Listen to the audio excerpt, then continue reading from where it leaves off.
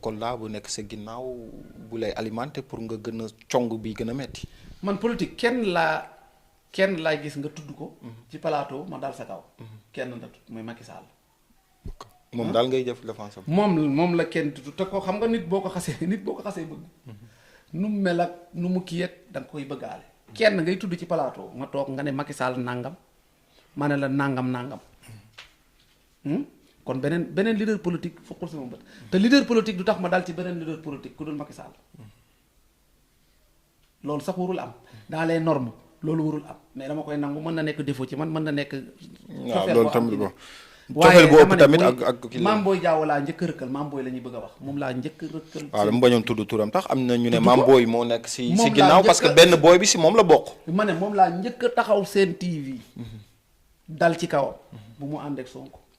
pourtant Doura dal dem na ci Sonko te daluma ci kawam kon est-ce que mënuñu woon a wax ne Doura Baldé moo nekk ci ginnaaw Abdou Nguer muy songu Mame Boye Diao man li ma jaaxal ci gars yi. mais Mame Boye dossier bi déggante wu leen si woowu la si.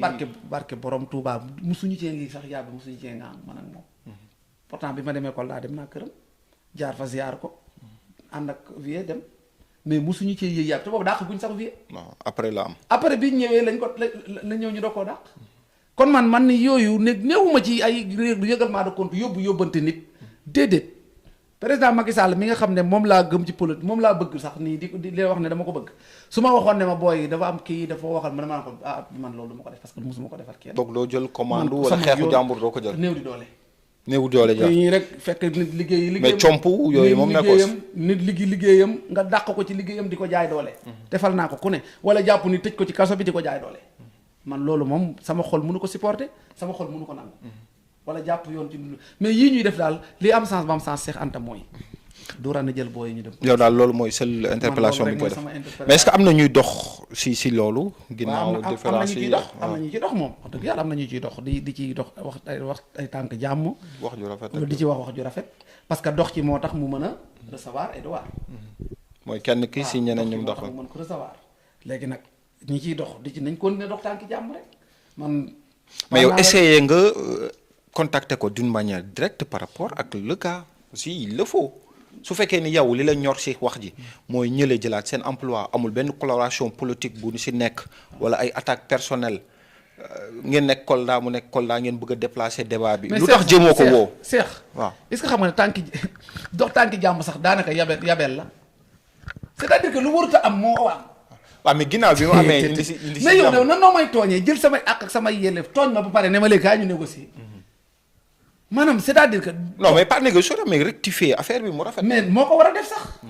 gis nga xanaa nga moo dans les normes dem di ko wax naan ko sa waay nii ak naa sax ku koy def moom ngay dimbali mais moom warul def loolu warul fekk ay nit yu yor seen liggéey muy lali pexe c'est-à-dire que ay pexe la lii ay pexe la moo tax ñu naan non boo yee démissionné kenn dootu ko wax de. non booy démissionné moom wax amatul ndax 13 yi am loolu moom va féete na côté. moo tax man combat bi maa ngi koy. mais am tamit jàmm dañ koy dox mais ni nga engagement bu metti bi nga jëlee affaire bi ak ni nga ko bëgg a. na mu ko defee la rek na mu ko defee kese la na mu ko defee noonu lañ ko defee te wax dëgg combat bi am naa ci retenu te man na maa egg ci yeneen. plus que attaques yi nga def da nga am. looy lii day dara lii du dara par rapport ak li war a ñëw menacé wu ma nag de. mais ku ne xam na ne man bu ma xasee dugg ci. non Abdou moom léegi sa combat yi nit ñi 3 phases yi lañ si am. mooy la phase d'alerte ginnaaw bi nga ko defee. alerte. cëmbaxal benn affaire téye li si des. waaw su affaire bi changé wul nga ñamaat leneen. waaw bu changé wul nga ne am na lu ma yor loolu menace la am na yeneen yu ma yor. wala loolu pour wax waa ji ne question de menace la yaa ngi menacé. mën nga ko jàppee menace mën nga parce que pour wan waa ji ne que yow soo arrêté wul yii ngay def mën nañ àgg fii. man loolu la rek maanaam lii ngay def nii soo ko arrêté wul mën nañ àgg fii parce que yaa ngi wane sa sutura kenn xamulu la dara nga gérer sa bopp lijjanti sa bopp nekk nga sa directeur transhumé nga ñu lay jël ñëpp bàyyee la sa yëf mais bàyyeel nit ñi seen yëf yow tamit. ah mais loolu transhumé nga kay. non si transhumé nga benn ñaar ñett bàyyil nañ la loolu yow comprendre nañ la léegi booy yi bàyyi leen seen yëf léegi boo bëggee di jël sa yëf jël sa yëfu jàmbur. loolu tamit boobaa xam nga nag xeex moom xeex la rek buñ duggee ci xeex nañ xeex. coup régulier amul. moom dañuy xeex ba ci gën mën nañ xeex ba ci. mais ay armes conventionnelles am na nag Abdou même si guerre mais yorul arme non mais yow it non conventionnel nga yor. li mu yor laa yor rek étiqueté ko ñànkatang tamit loolu ëppul. mais moom arme non conventionnelle la doon lay raageeg booy. waaw c'est-à-dire saaga nga ma. kañ nga ma saaga woon daaw. lu tax réglé wu ma ko daaw. ma ñëw ba ren parce que am naa doole jox nañ ma alalu réew mi damay fayu loolu arme conventionnelle la.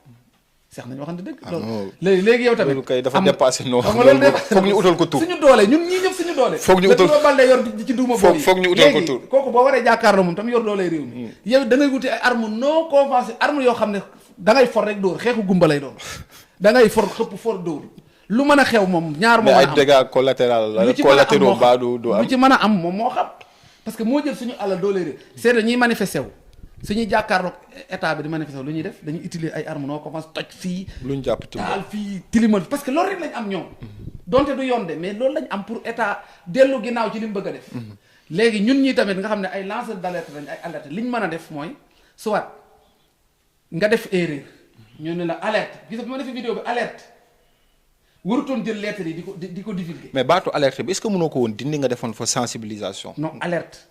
mënoon nga ko sensibiliser rek. non alerte ngay def mooy alerte ne ko bul continuer. est-ce que xam nga affaire lu ci des. xëcc tural bi rocci contrat booy signé ko. loolu booy teg nañ seen signature moom rek. yàgg na mais Abdou baatu ñànkatang boobu. parce que man li tax ma naan diw ñànkatang la mooy soos bu ñëw nga ànd ak moom. mooy yow nguur gu ñëw nga dem yow naroo sommet. c'est-à-dire que yow man transhumant loolu laa man yow daal naroo sa àdduna yow naroo créer sa yëfu bopp. di ko régler sa bopp muy demal boppam di demal boppam ba màgg. léegi daal nguur gu ñëw rek nga ñëw.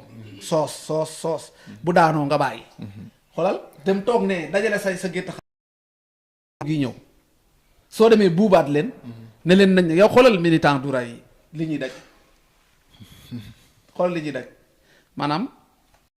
na buub yóbbul Amadou Ba.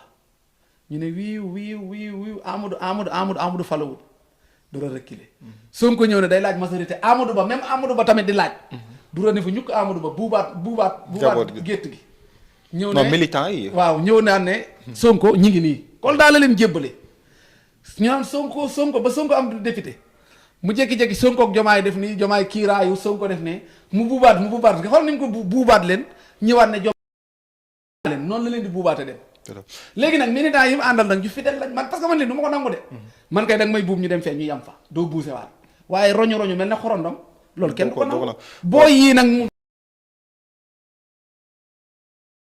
ñoo àndoon fu mu buubu jëm fa booy ne ko ñun mun lii mënuñu ko parce que dañoo am lu ñuy bañ leneen ñi nga xam ne nag amuñu lu ñuy bañ ñoo ko topp daa fu mu jëm buubu leen yóbbu man kenn du ko joobee noonu waaw mais dañuy ànd nii tey suba man Mame Boye Diao bi ma ñëwee Kolda fekk ko plein meeting ma ñëw ma ne ko Mame Boye di nga laa ko waxee de ma yëg jël micro bi ne ko dangay gagné mairie parce que say réal li nga def Kolda dañ laa bëgg mais gis nga keroog ba ma ko gisee mu taxaw di lëngante ak Sonko keroog laa ne ko man ak yow mu suñu diggante fini donc yow problème Sonko nga am non du problème am laa am de Sonko daf ko mas a critiquer taxaw ne ko da ngay recruter ay nervi Kolda Mame Boye taxaw ne Sonko du waxkatu dëgg mais su ma ko fa gisee rek dama naan y'a problème diw du wax dëgg ma jékki-jékki gis leen yéen ñaar mais di nga ma jox explication moom.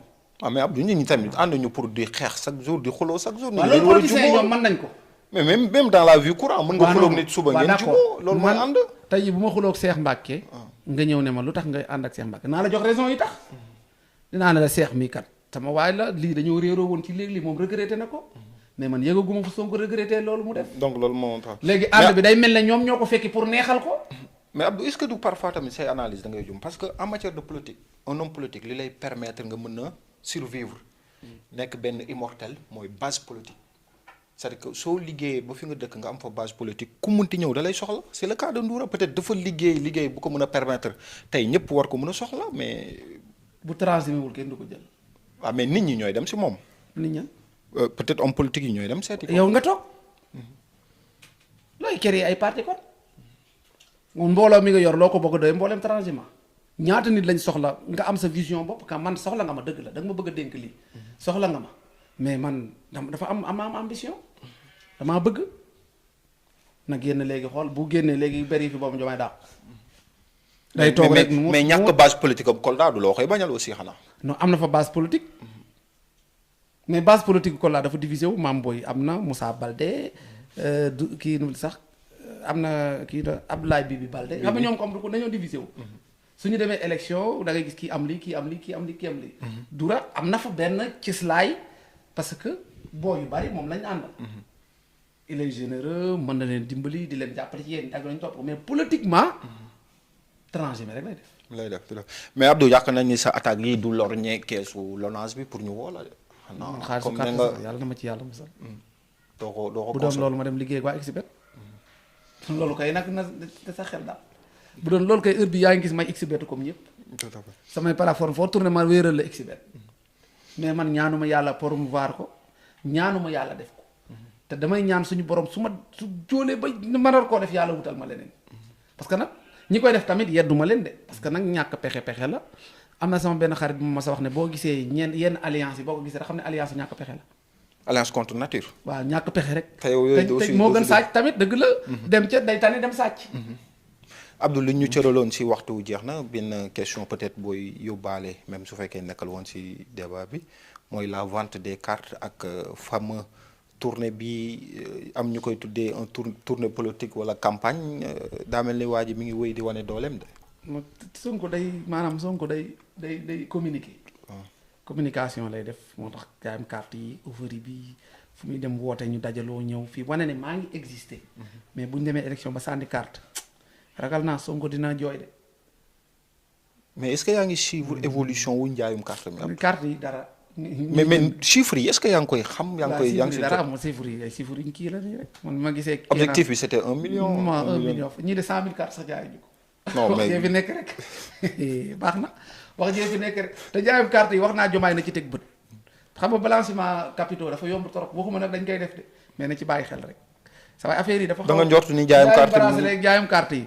benn leader lay toog fee jox sax seen ante 1 million ne ko demal jënd 10 000 demal jënd 1000 cartes seex gàddu ñëw jënd nañ 1000 cartes compter xaalis bi teg.